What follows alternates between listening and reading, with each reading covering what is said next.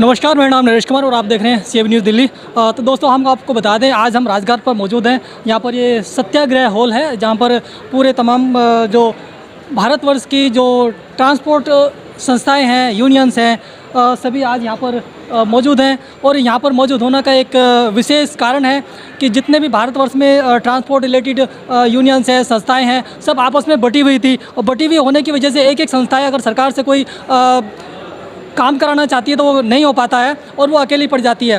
तो यहाँ पर सभी संस्थाओं ने एक ये फैसला किया है कि हम सभी संस्थाओं को एक करके एक संगठन आज यहाँ पर बना दिया गया है।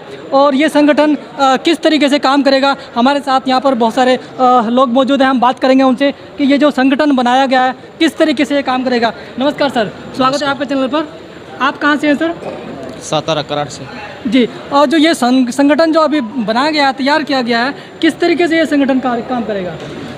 अभी तक तो ऐसे हो रहा था कि अलग अलग राज्यों में अलग अलग संगठन काम कर रहे थे। जी जी बिल्कुल। सब लोग एक साथ आकर के कोई काम नहीं हो रहा था, इसीलिए ये सोनी जी ने और बाबा कमले जी, गफ्फार नदाब जी, इन सब लोगों ने मिलकर जी भारत में एक संगठन होना चाहिए ऐसा सोच के सब लोगों को एकत्रित करके अब ये संगठन बनाया है। अच्छे से काम करेगा, हमको तो ऐसा लगता है। तो क्या पूरे भारतवर्ष में अब एक ही संगठन चलेगा? जो ये अलग अलग संस्थाएं थी सर, वो सब खत्म हो जाएंगी? सब संस्थाएं अपने अपने स्तर पर अपने अपने राज्यों में एज इट इज़ काम करेंगी। ये सभी संस्थाओं की एक जॉइंट एक्शन कमेटी के रूप में ये यहाँ सभी को संगठित किया गया है कि भाई अगर कुछ ऐसी समस्याएं होती हैं जो एक इंडिविजुअल यूनियन के माध्यम से उनका समाधान नहीं हो सकता, तो उनके लिए ये पूरे देश की एक जॉइंट एक्शन कमेटी बनाई गई है। तो उस जॉइंट एक्शन कमेटी के माध्यम से कुछ ऐसे मुद्दे हैं जो केंद्र सरकार से उठाने हैं, तो वो सारे लोग मिलकर उठाएंगे। और जो अपने अपने प्रदेशों में, अपने अपने ज़िलों में जो यूनियनें काम कर रही हैं वो एज इट इज़ काम करती रहेंगी। ये तो इन सबको मिलाकर एक जॉइंट एक्शन कमेटी बनाई गई है।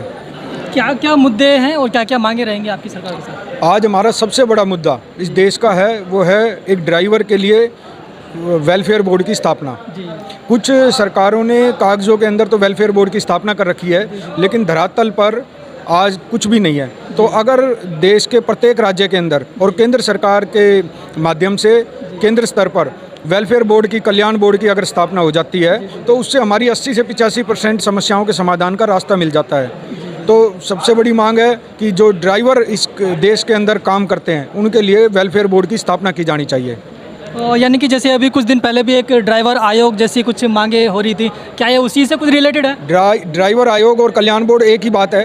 वो आयोग कह देते हैं, कुछ लोग उसको बोर्ड की परिभाषा दे देते हैं। तो वो हमारा वही है कि ड्राइवर की संख्या आज अगर सिर्फ ऑटो टैक्सी की बात करें तो देश में ड्राइवरों की संख्या कई करोड़ में है। और अगर हम प्राइवेट सेक्टर में काम करने वाले सभी श्रमिकों की संख्या को गिने तो वो कई करोड़ हो जाती है। और एक छोटा सा आंकड़ा है कि प्रत्येक राज्य से सरकार को 2 से 3 हज़ार करोड़ रुपए सालाना आय सिर्फ प्राइवेट क्षेत्र में कार्यरत श्रमिकों की बदौलत उनको राजस्व मिलता है। उसके बावजूद उसमें से 1% का भी खर्च राज्य सरकारें या केंद्र सरकार इन श्रमिकों पर नहीं करती है, जिनको लेकर ऐसे कई हमारे 11 मुद्दे हैं जिनको लेकर ये जॉइंट एक्शन कमेटी काम करेगी। जी, तो थोड़ा 11 मुद्दे के बारे में बता भी दें। जिस प्रकार से CNG के रेट बढ़ रहे हैं, तो CNG के लिए हमने मांग करी है कि CNG में ऑटो चालकों को सब्सिडी उपलब्ध कराई जाए। पिछले 2-3 महीने के अंदर CNG के रेट डबल हो गए हैं, लेकिन जो हमारे फेयर मीटर का जो किराया है वो पिछले 10 साल से वही किराया चल रहा है। 3-3, 4-4 साल से वादे किए जा रहे हैं कि उसमें इंक्रीमेंट करेंगे, लेकिन किसी भी प्रदेश के अंदर कोई इंक्रीमेंट नहीं करा गया। अगर मैं आप हरियाणा की बात करूं, मैं हरियाणा से हूं, तो हरियाणा में जो डाउन मीटर का किराया है वो 12 रुपये किराया है। दिल्ली की बात करें तो दिल्ली में वो किराया 25 रुपये है। यानी कि दिल्ली और गुरुग्राम में आधा अंतर है, डबल यहाँ किराया है। तो हमारी ये मांग है कि भाई इस तरीके से इंक्रीमेंट हमारे वहाँ भी होना चाहिए। दिल्ली में जो CNG है, गुरुग्राम में, हरियाणा में उस CNG 10 रुपये से भी ज़्यादा महंगी हरियाणा में है, उसके बावजूद किराया हमारे वहाँ कम है। तीसरी हमारी मांग है जो ड्राइवर्स हैं इनको ESI और PF के दायरे में लाया जाए। चौथी हमारी मांग है जो ऑटो चालकों के लिए जो इनका परिवार है, जो पेंशन योजना है, उसमें इन सबको शामिल किया जाए। आज अगर कोई 70 साल का बुजुर्ग भी ऑटो चलाता है तो भी उसके लिए कोई, उसके परिवार के लिए कोई पेंशन की योजना नहीं है। तो इन सभी इस तरह की योजनाओं को लेकर आज ये जॉइंट एक्शन कमेटी का यह निर्माण किया गया है और जिसमें देश भर के ऑटो टैक्सी चालक यूनियनों के प्रतिनिधियों ने भाग लिया है और आने वाले दिनों में सभी प्रदेशों की मांगों को प्रमुखता से उठाकर उनके समाधान के लिए ये जॉइंट एक्शन कमेटी काम करेगी, जिसमें आज हमारे भारतीय मजदूर संघ के कार्यकर्ता भी मौजूद हैं। भारतीय प्राइवेट ट्रांसपोर्ट मजदूर महासंघ, जो हमारा बहुत बड़ा अखिल भारतीय प्राइवेट सेक्टर में काम करने वाला फेडरेशन है, उसके भी प्रतिनिधि यहाँ शामिल हुए और अपना आशीर्वाद जॉइंट एक्शन कमेटी को दिया है।